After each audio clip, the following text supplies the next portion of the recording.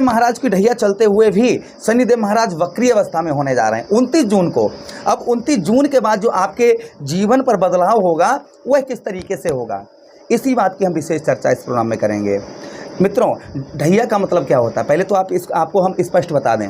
ढैया का मतलब होता है 2.5 वर्ष तक हमारा किसी कोर्ट में मुकदमा चलना, जिसमें तारीख भी आती है, हमें सज़ा भी पड़ती है ना, ये सब कुछ होता है। इसी प्रकार के से शनिदेव महाराज की ढैया का होता है, यानी कि 2.5 वर्ष तक आपके ऊपर केस चलना। अब ये ढैया का जो है ये दूसरा वर्ष है। इसी वर्ष 2024 तक ही 2025 में 29 मार्च के बाद आप पर ढैया समाप्त हो जाएगी। फिर भी शनिदेव महाराज इस समय पर वक्री अवस्था में होने जा रहे हैं। कब, हमने आपको बताया 29 जून को। अब 29 जून को शनिदेव महाराज वक्री अवस्था में हो जाएंगे, यानी अपनी गति से स्लो गति में चलना, धीरे धीरे चलना। इनका प्रभाव आपके जीवन पर क्या देखने को मिलेगा, इसी बात की हम विशेष चर्चा इस प्रोग्राम में करेंगे। शनिदेव महाराज कर्म फलदाता, कलयुग के न्यायाधीश, आपके हर कर्मों का फल देने वाले कौन से ग्रह हैं, शनिदेव महाराज हैं। और यही शनिदेव महाराज आपके सप्तमेश भी बनते हैं और आपके अष्टमेश भी बनते हैं।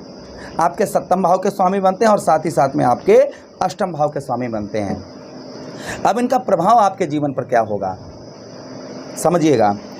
29 जून जो डेट आएगी, 29 जून 2024, ये वक्री अवस्था में हो जाएंगे। यही महीना आप समझिए 29 जून से पहले जो भी कष्ट परेशानी है वो 29 जून से पहले ही हैं। 29 जून के बाद में आपके जीवन पर इस तरीके से बदलाव देखने को मिलेगा कि बहुत सारे कार्य, आपका मानसिक तनाव, डिप्रेशन, कार्यों में रुकावट, बार बार कार्य विफल होना, ऐसी चीज़ें जो आप कंट्रोल नहीं कर पा रहे हैं वो ऑटोमेटिक कंट्रोल होना प्रारंभ हो जाएंगे। क्या क्या बदलाव आपके जीवन पर होंगे, इसी बात की हम चर्चा करेंगे। देखिए, अभी तक शनिदेव महाराज का प्रभाव आपके जीवन पर क्या रहा। अष्टम भाव में आपको गुप्त रोग, कार्यों में रुकावट, मानसिक तनाव, डिप्रेशन, शारीरिक कष्ट परेशानी, दुर्घटना, ऐसा सब कुछ आपके साथ में 2023 से अभी तक हो रहा होगा। किंतु 29 जून के बाद जैसे ही वक्री अवस्था में होंगे शनिदेव महाराज, प्रभाव क्या होगा। पहला प्रभाव आपके जीवन पर, जो आपको बार बार कार्यों में आपके रुकावट हो रही है, कोई भी कार्य कर रहे हैं अचानक से रुकावट, यानी कि बीच में रोड़ा लगना, ये आपका दूर हो जाएगा। माना कि देखिए, कोई भी कार्य, कर्म हमें करना ही पड़ता है, कर्म के बिना हमें फल नहीं प्राप्त होता है। जो कार्यों में रुकावट आ रही है, आपकी पहली चीज़ रुकावट दूर हो जाएगी। मानसिक तनाव, डिप्रेशन, शारीरिक कष्ट परेशानी, इनमें आपको बहुत बड़ी राहत देखने को मिलेगी। दूसरी चीज़ क्या है, ज़मीन संबंधी, अष्टम भाव हमारा ज़मीन का भी थोड़ा हो जाता है। ज़मीन संबंधी,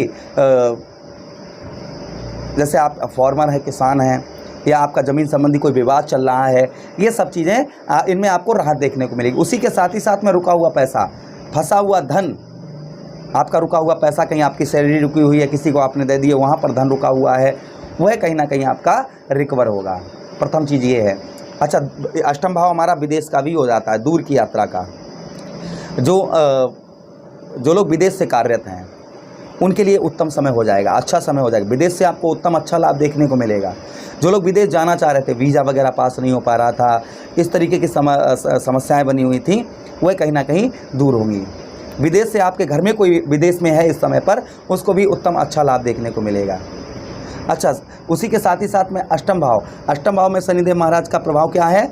अगर कोई अकस्मात आपके ऊपर घटना घट चुकी है, जैसे पैसा आपका कहीं लॉस हो चुका है, वाहन से कोई दुर्घटना हो गई है, जहाँ पर आपके धन की भी हानि हुई, आपके वाहन की भी हानि हुई, आपके शरीर पर भी हानि हुई, या आप कोई अचानक से दुर्घटना हो गई किसी और प्रकार की, तो जो दुर्घटना में जो हानि हुई है उस हानि का मुआवजा आपको 100% मिलेगा।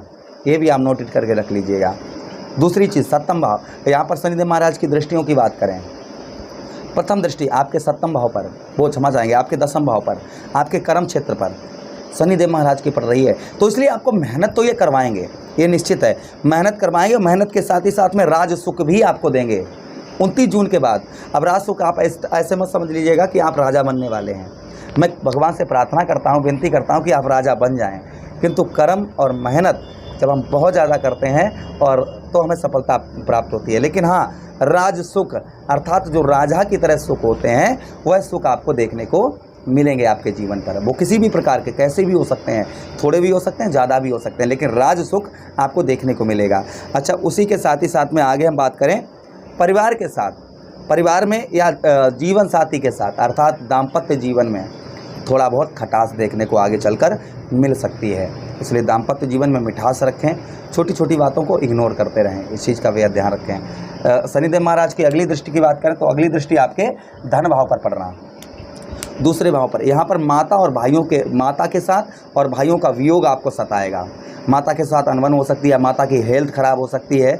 उसी के साथ ही साथ में भाइयों का वियोग यहाँ पर भाइयों से बिछड़ना या भाइयों से दूर जाना, इस तरीके की थोड़ी समस्या आपको देखने को मिल सकती है। लेकिन यहाँ पर एक चीज़ फ़ायदा क्या है, धन की, आपको धन का लाभ करवाएंगे, धन का लाभ करवाएंगे। उसी के साथ ही साथ में अनेक चीज़ों पर आपको लाभ देंगे यहाँ पर शनिदेव महाराज। इसलिए भाइयों से उत्तम अच्छे संबंध आप बना कर रखें, माता के साथ में उत्तम अच्छे संबंध आप बना कर रखें। अच्छा, उसी के साथ ही साथ आगे हम बात करते हैं, यहाँ पर वचन, किसी से प्रॉमिस बार बार कर रहे थे, उन प्रॉमिस को आप, अर्थात अपने वचनों को आप पूरा कर पाएंगे यहाँ पर 29 जून के बाद में। अच्छा, उसी के साथ ही साथ आगे हम बात करते हैं शनिदेव महाराज की अगली दृष्टि की, तो आपके पंचम भाव पर, पंचम भाव पर शनिदेव महाराज की आलस, जो आपको अभी तक आलस सता रहा था, बहुत ज़्यादा आलसपन आपके ऊपर लदा हुआ था, वह कहीं ना कहीं आपका आलस, आपने नोटिस किया होगा 2023 के बाद में आलस, थोड़ी छोटे छोटे कार्यों पर एकदम से थकावट आ जाना, मानसिक आलस समझिए आप कि हाँ चलिए यार छोड़ो, बाद में कर लेंगे, अभी नहीं, रहने दो, बाद में कर लेंगे। आलसपन आपका, सीधा सीधा कहने का मतलब है कि जो आपको आलसपन आपके ऊपर सता रहा था, वो आलसपन आपका दूर होगा। अच्छा, उसी के साथ ही साथ आगे हम बात करते हैं भ्रमणशील, थोड़ा सा आपकी यात्राएं हो सकती हैं और यात्राओं में आपको लाभ भी होगा, खासकर धार्मिक यात्राओं की संभावना ज़्यादा बनती है, धार्मिक यात्राएं आपकी कुछ यहाँ पर हो सकती हैं। अच्छा, उसी के साथ ही साथ में पंचम भाव यहाँ पर आपको बता दें, पेट संबंधी अपने आप को खान पान पर विशेष ध्यान रखना होगा। अपने जैसे जो भोजन है ना, भोजन पर थोड़ा सा विशेष ध्यान रखिए।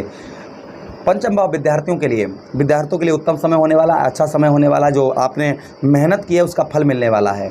आपने जैसी मेहनत की होगी, नई पढ़ाई की है तो वैसा रिजल्ट मिलेगा, अच्छी पढ़ाई की है तो यहाँ पर उत्तम अच्छा रिजल्ट देखने को मिलेगा।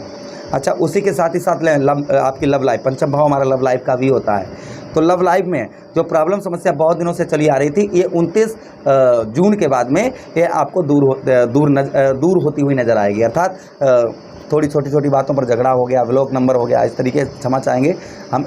लव प्रेम का कोई वो नहीं करते हैं, सपोर्ट नहीं करते हैं। आप मेहनत करिए, ये सब चीज़ें तो अच्छी हैं लेकिन उतना नहीं करिएगा जितना कष्ट परेशानी हो। इसलिए पंचम भाव पर लव लाइफ आगे चलकर आपकी सही होने वाली है। फिलहाल में आगे हम बात करते हैं पंचम भाव, यहाँ पर संतान का सुख आपको प्राप्त होगा। संतान के सुख के साथ ही साथ में यहाँ पर पंचम भाव पर ही आपके आपको बुद्धि, क्योंकि पंचम भाव हमारा किसका होता है, बुद्धि का स्थान होता है, तो बुद्धि में परिवर्तन आपको देखने को मिलेगा। अर्थात जो बुद्धि आपकी कार्य नहीं कर रही थी, कोई डिसीजन नहीं ले पा रहे थे, वह डिसीजन ले पाएंगे। मानसिक तनाव, डिप्रेशन से आप दूर रहेंगे। ये अच्छी चीज़ आपके लिए, अच्छी खबर आपके लिए होने वाली है 29 जून के बाद में। चलिए रेमेडीज उपाय की बात करते हैं। तो शनिदेव महाराज के लिए शनिवार के दिन सूर्यास्त के बाद में ओम प्राम प्रीम सा शनिश्चराय नमः, इस मंत्र का जप नेत्र बंद करके शनिदेव महाराज की प्रतिमा को नेत्र बंद करके अपनी आंखों के सामने लाइए, उनके चरणों की ओर ध्यान लगाइए और जो भी प्रभु से आराधना करिए। प्रभु, जो भी हमारे जीवन में कष्ट परेशानी, जो भी हमसे जाने अनजाने में कोई पाप हो गया, कोई भूल हो गई, प्रभु हम आपके शरणागत हैं, आप हमें क्षमा करें। उसके बाद ओम प्राम प्रीम सा शनिश्चराय नमः इस मंत्र का जप करें और हनुमान चालीसा का पाठ करें। आपको उत्तम अच्छा रिजल्ट देखने को मिलेगा। अब मुझे आदेश दें, किसी अन्य प्रोग्राम में पुनः भेंट करते हैं। तब तक आप लोग अपना ख्याल रखिए। प्रेम से बोलिए कृष्ण कन्हैया लाल की जय।